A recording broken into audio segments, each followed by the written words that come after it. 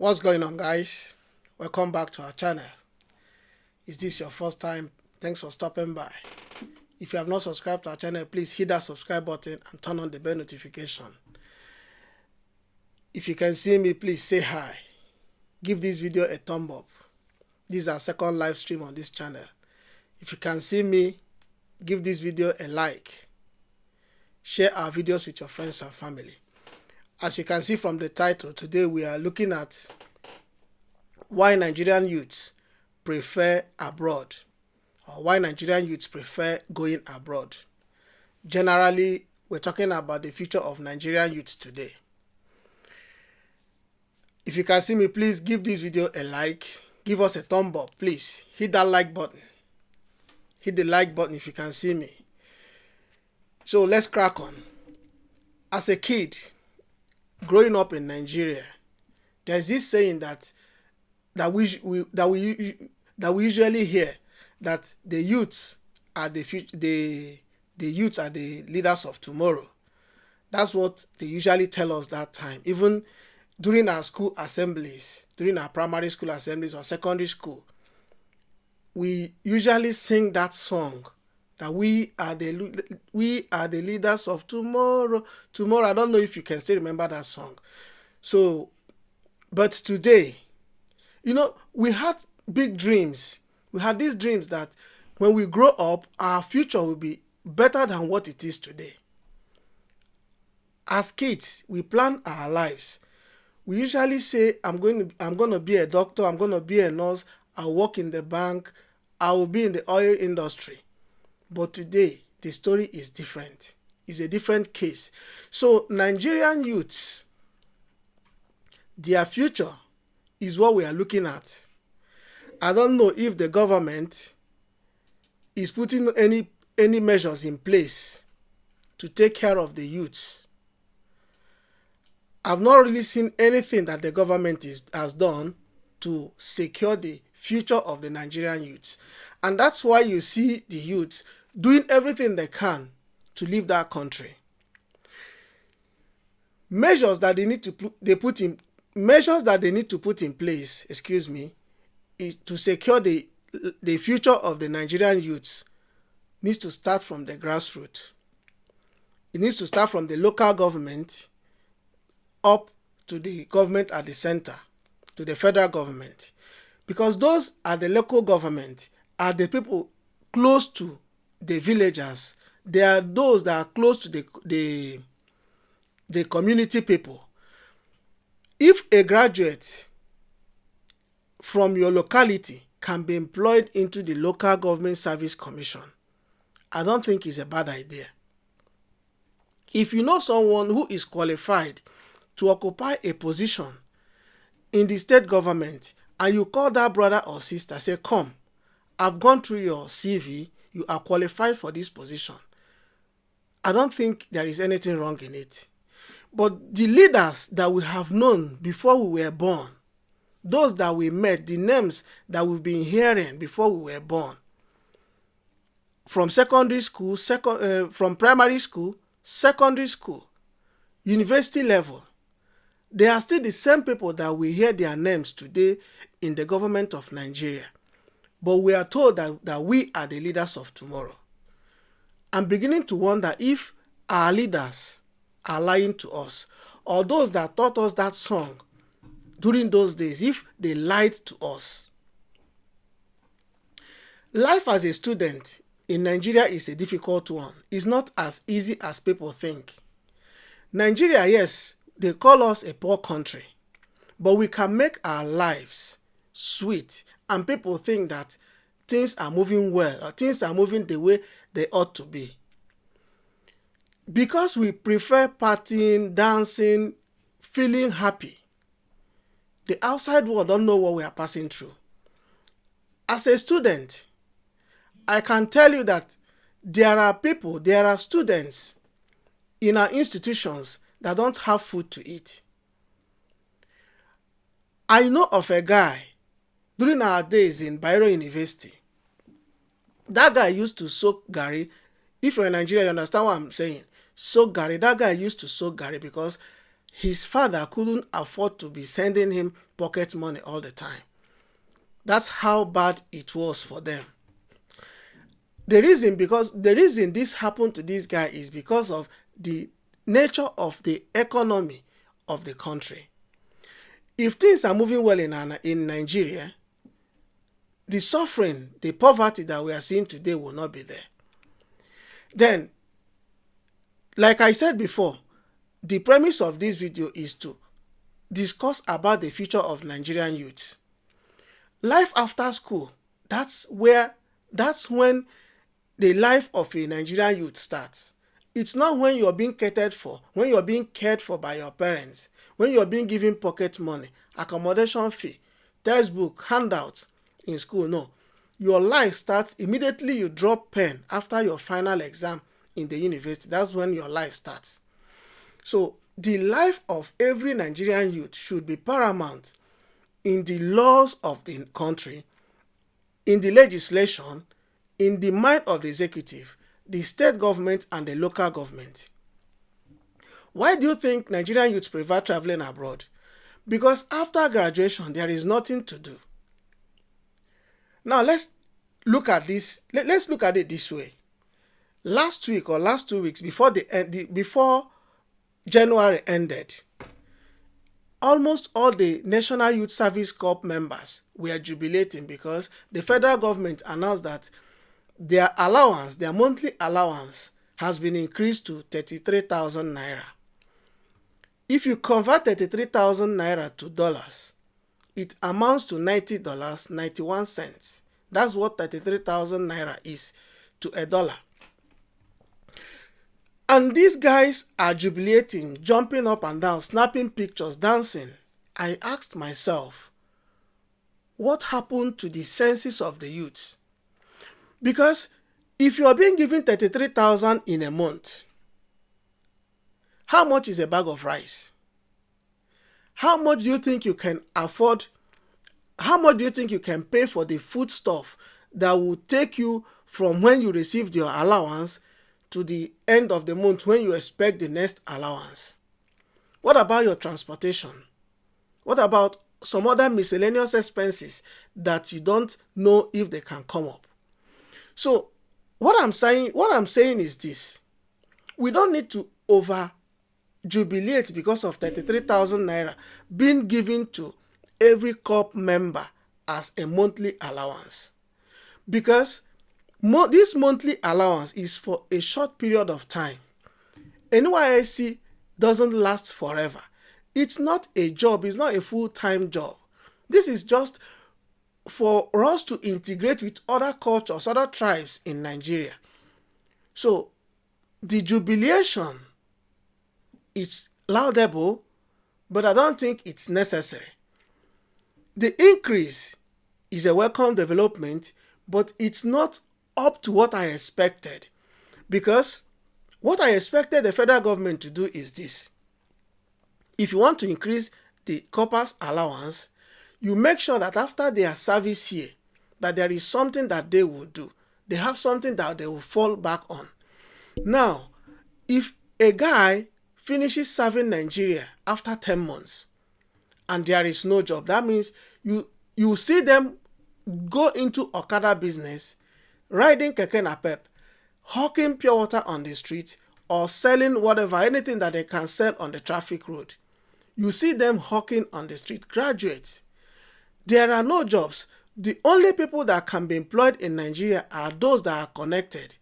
If your father knows someone or your uncle knows someone and that someone knows another person in any of these offices, they will get employment. But if you don't know anybody, there is no employment for you. Now you talk about the ladies. The lives of the ladies, the girls in Nigeria, I think it's more difficult than that of the guys, because a guy there are things that we are not expected to do.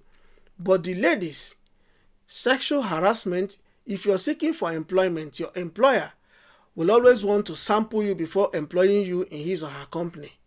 That's one of the things that the ladies pass through. And why are they passing through all this? Because the government is not standing up to their responsibility. They are not doing what they are supposed to do.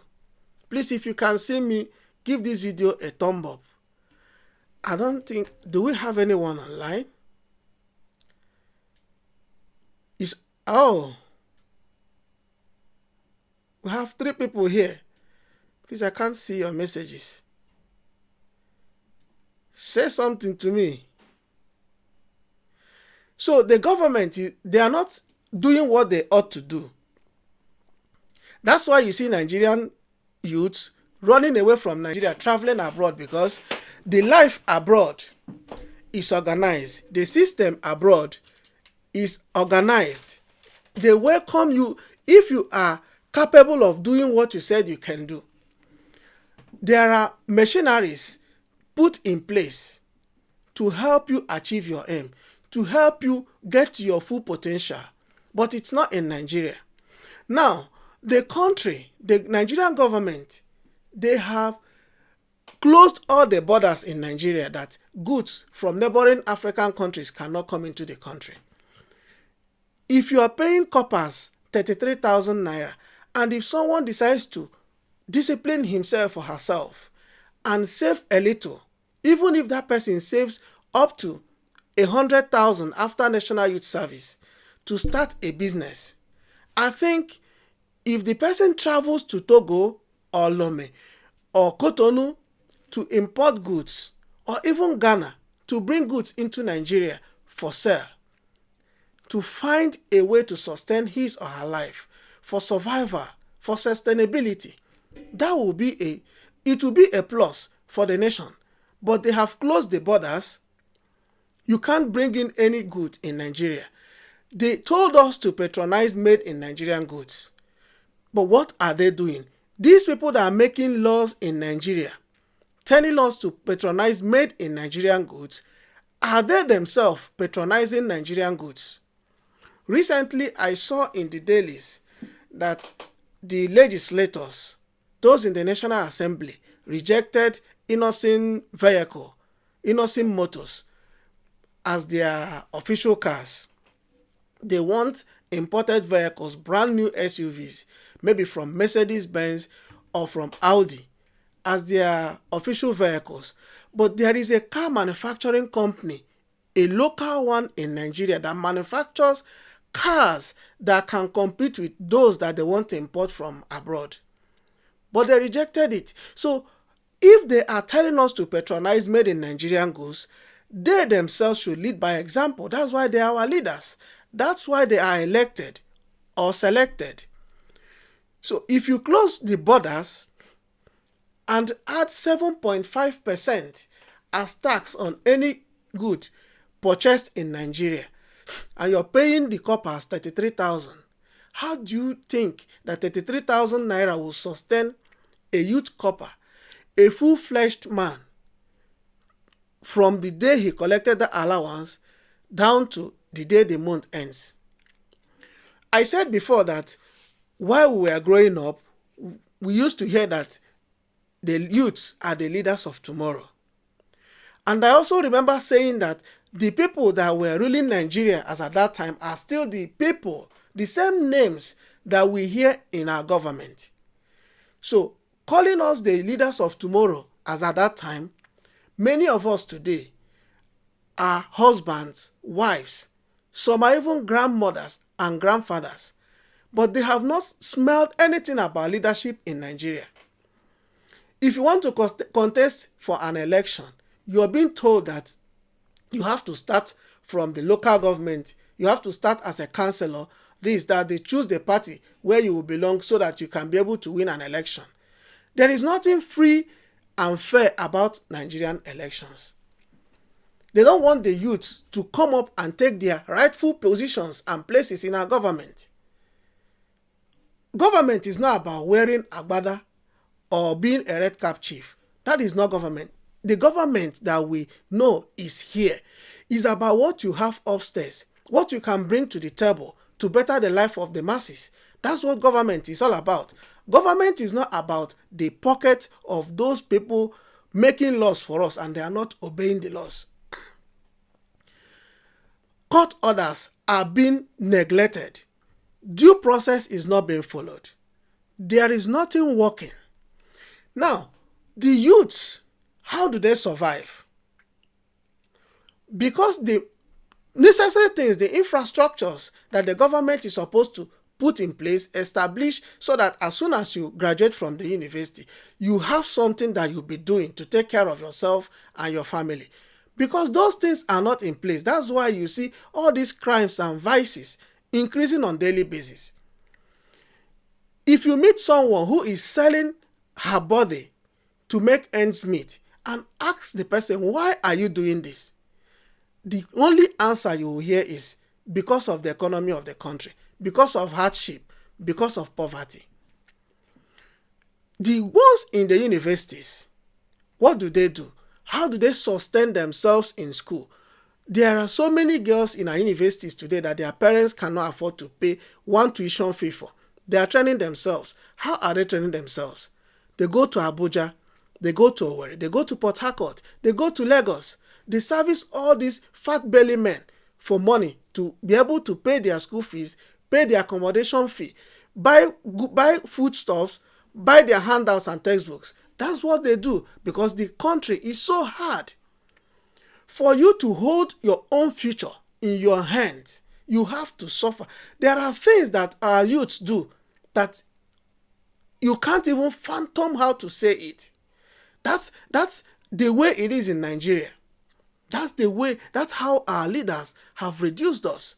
Because just look at everywhere you go. Online, as soon as you open any browser, any page that you open, there are pop-ups that will be showing, that will be coming up, telling you the agencies where you can click and you will get instant visa to Canada, instant visa to America, Australia. Just this evening, someone gave me a call mentioning about 5-6 countries that she has access to obtain visas for somebody. Every Nigerian youth now is becoming an agent. They are becoming agents just to survive. If you say that there is a way in the desert, Nigerian youths will follow. If you say that there are ways in the sea, Nigerian youths are there. They are looking for opportunities to leave that country so that they can make ends meet in their lives. They can become somebody. Those that are doing Yahoo, why are they doing Yahoo? Because they are not employed. They don't have any job. That's why they now fell back on internet fraud for survival. That's one of the problems that Nigerian youths are following. So which way? Where lies the future of a Nigerian youth?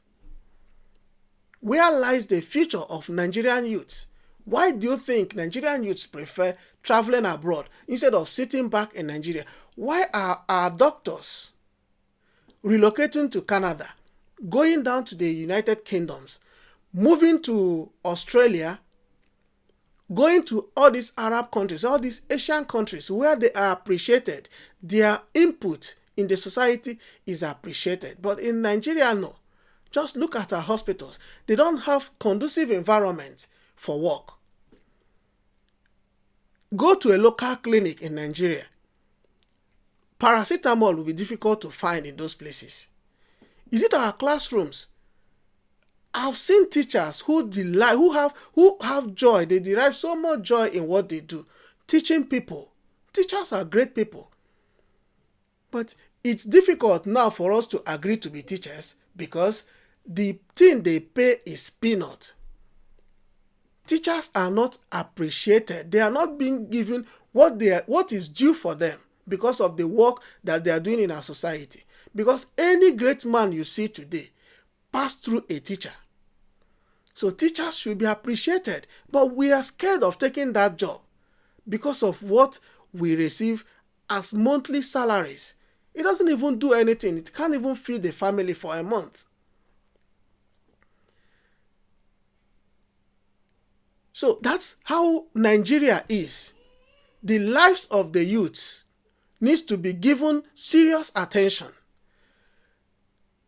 The lives of the youth should be given serious attention in the federal government, state government, and the local government. They need to start thinking today, what are they going to do to secure the lives of these teeming, unemployed youths roaming the streets, carrying guns, kidnapping people, setting up churches, calling themselves in the name of serving God. Why do you think that churches are springing up here and there? Because that's so many of them now see it as a means of survival. It's not that they are there to worship or to win souls, but since there is nothing to do, they start doing what is available to do. Your qualification don't matter anymore in our country. Your qualification, it doesn't matter. It does not matter. It doesn't mean anything to anybody. No matter what you have, except if you have someone in high places. That's the only time you can be employed. So the question I'm asking is this: how do we secure the future of any Nigerian youth? Please give this video a like if you're seeing me, and subscribe to our channel if you have not. Also share our videos. Follow us on Instagram at c.ck. Our email address is in the description of any of our videos and also in the comment section if you want to send us an email. If you have any topic that you want us to look into, also send us a mail or visit us, follow us on Instagram, because we're always active on Instagram. So back to the video. If our leaders are telling us to patronize made in Nigerian goods so that the economy of Nigeria can improve, and those that are jobless, that have gone into entrepreneurship, can have something to show for their effort. Take for instance our guys in Aba that are doing so well in the area of producing international standard shoes and footwears in general, and also clothing. There are international standard designers in Nigeria who can make clothes for you, and you'll be asking if this cloth is from Zara or any of these popular designers that we see online. But our leaders don't patronize them. They prefer buying from boutiques abroad rather than patronizing the local designers and those that produce these shoes, cheap shoes but of quality and design, any kind of design that you want. They are there to make it happen for you, but they don't patronize them. Look at Innoson. Is it military vehicles he is producing? Is it family cars, buses? There is nothing, no type of vehicle. Is it SUVs? Good cars, but they prefer Mercedes-Benz, Audi. Have you asked yourself if these guys that are manufacturing cars in Germany, United States, if they can come to Nigeria to buy your car? They don't. They patronize their own people. They want their economy to grow. They want that industry to grow. So instead of patronizing us, they neglect them. If you neglect your own person that is producing what someone in another country knows and watching how your behavior towards that good that is being produced in your own country, if you're not showing any sign of support or seriousness in helping that business to grow, they will laugh at you and they will never take it serious. So going abroad to import cars for the legislators is a shame to our country. It's an embarrassment when we have a car manufacturing company in Nigeria. So they are indirectly telling them that Innoson Motors is not up to standard, that is not trustworthy. That's what they are saying. So if they can patronize Innoson, people from even America might want to test the quality of Innoson Motors. So that's what I'm saying. So increasing the VAT, increasing the tax that Nigerians need to pay for any commodity to 7.5% is outrageous, because this has caused a high rate of inflation in anything that you're buying. Now, recharge card, they said the price will go high. Is it electricity? We don't even have electricity, but we pay bills. We don't have meters, but they still collect money. No roads.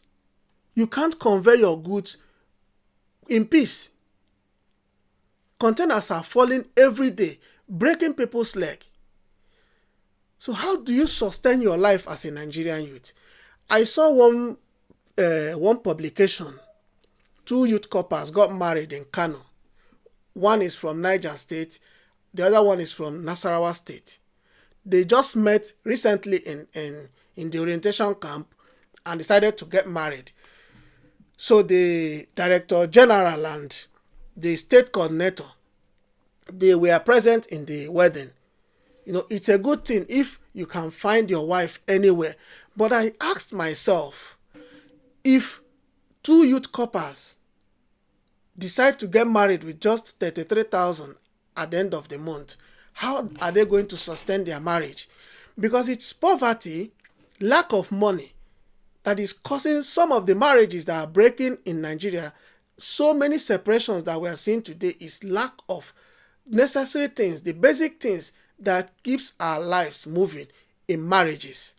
So I want to ask the question again. If you think that the future of any Nigerian youth is assured in Nigeria, or these points that I have raised are the reason why Nigerian youths prefer going abroad. So if you have any more contributions after this live stream, please, let's meet in the comment section and continue this conversation. Like this video, give it a thumbs up, contribute your own opinion, and also share our videos with your friends and family. I will see you guys by this time next Sunday. Peace and love.